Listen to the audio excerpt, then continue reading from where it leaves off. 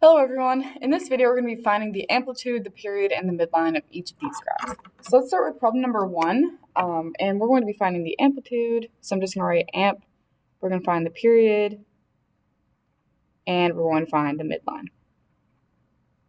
Okay, so remember the amplitude is just going to be the number that's out in the front, and since it's -5, remember it's going to be the absolute value, so we'll just do this for the first example. It's going to be the absolute value of -5. Remember that absolute value makes a negative a positive. So the amplitude of this is going to be +5. All right, the period is going to be 2 pi divided by the number in front of x. So the number in front of x, that's what we call b, and that is going to be 2.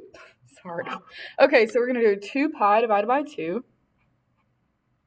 And of course, 2 pi divided by 2 can reduce. You do have a 2 in the numerator and the denominator. So they can cross out, and we will get our simplified period, which is pi. Okay, and then our midline, that's just y equals the number on the end. So this one is going to be y equals +3. Y equals 3. All right, and at least for this first example, I do want to show you what it looks like in Desmos. So I'm going to type in my function, y equals -5 sine of 2x plus 3. So here's my graph. And one thing that I want to look at is the period. So here it's starting on the, or actually let's type in our midline first. Our midline was y equals 3.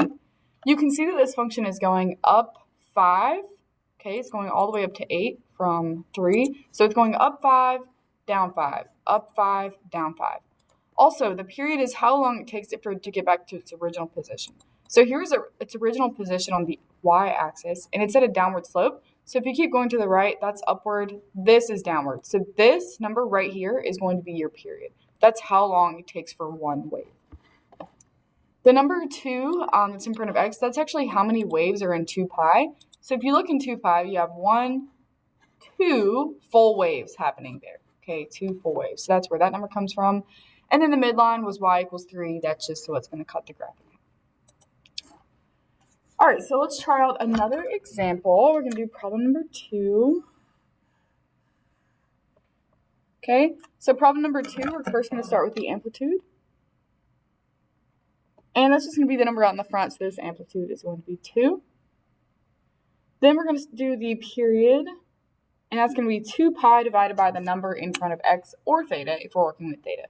All right, so this one's a little bit strange because we just have theta by itself.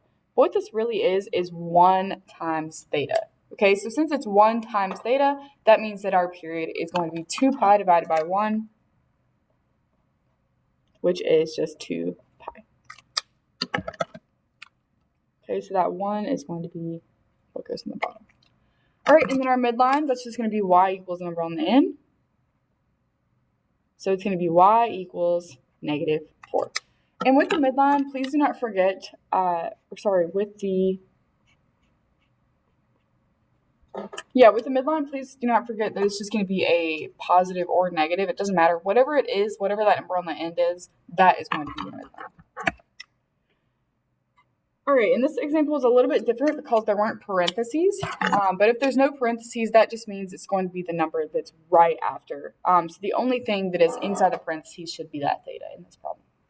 All right, let's try out another one. Problem number 3. Okay, let's start with the amplitude, period, and midline. Okay, so amplitude is going to be the positive of the number in the front. So the number in the front is -1/2. So that means that our amplitude is going to be +1/2. Our period is going to be 2 pi divided by the number in front of x. And 2 pi divided by the number in front of x is 2 pi divided by 1/4. So we're going to do 2 pi divided by 1/4. So we're going to have to keep, change, flip. One way you can write 2 pi as a fraction is writing it as 2 pi over 1. So this is 2 pi over 1, keep, change the multiplication, and flip at the end. So 2 times 4, that's going to be 8. Anything divided by 1 is itself, so we're just going to leave that out. So this is going to be equal to 8 pi. Let's say you didn't know what 2 pi divided by 1/4 is. You could just go to Desmos and you can type in 2 pi divided by 1/4, okay? And it's not really clear what this number is, so what you're going to have to do is take away pi and then add it back in. So let's take away pi, okay? And usually we convert to a fraction, but it's already a fraction because it's a whole number. So this is going to be 8 pi. So if you don't know what it is, just delete pi and convert it to a fraction, and you're going to add pi back in there. That would be 8 pi. All right, and then the midline is going to be y equals the number on the end. So it's going to be y equals -1. All right.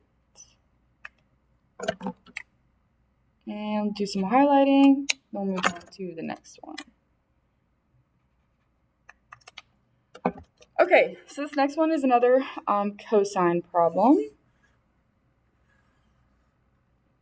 Okay, so let's look at this one.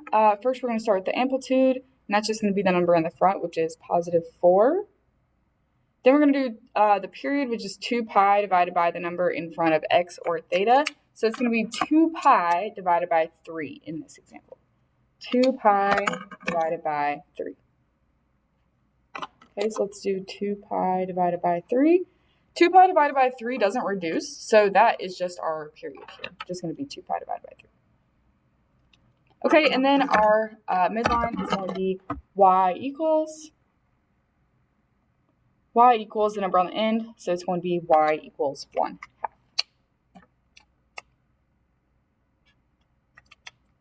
Okay, and I did want to show you guys this graphically, and then we'll move on to the tangent, and we'll do that one graphically.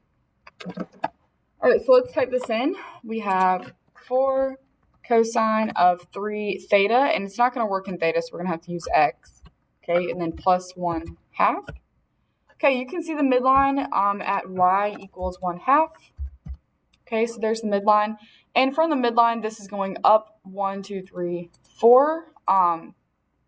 It's actually going up 4. Oh, yeah, it's going straight up 4 because this is starting at 0.5 and it's going up to 4.5. So going up 4, down 4, up 4, down 4. The period is how long it takes to get back to its original position. So here's where it's starting on the y-axis. Whenever it gets back to that point, is at 2 pi over 3. That is your period right there. Okay, and then with the, well, we already did the amplitude and the midline, so that's that value. All right, but if I wanted to see the number of waves in 2 pi, it goes 1, 2, 3 in 2 pi, so that's where this number in front of x comes from, if you are curious. All right, so let's move on to the last one. This is a tangent example, and the only difference in tangent is when we're talking about the period. So let's start with the amplitude. It's just going to be the positive number in the front, so it's going to be +5. Okay, and now we're going to do the period. Okay, so the period is the only thing that's different about tangent, because it's going to be pi divided by the number in front of x. So it's going to be pi divided by 3 in this example.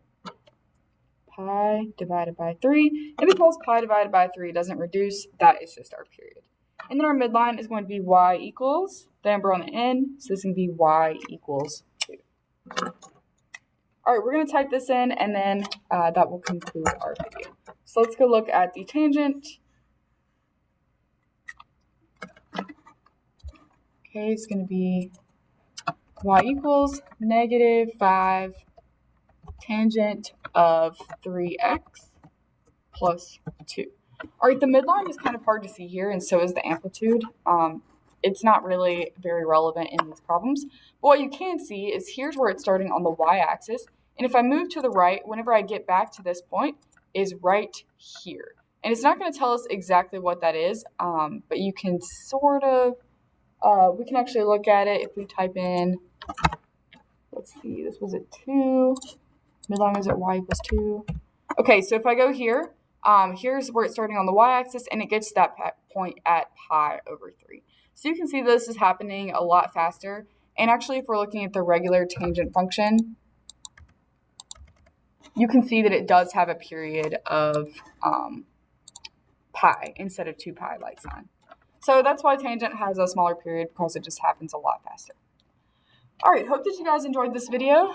Please let me know if you have any questions, and please remember that for tangent, the only difference is that you do have a period of pi over b. Have a great rest of your day. Goodbye.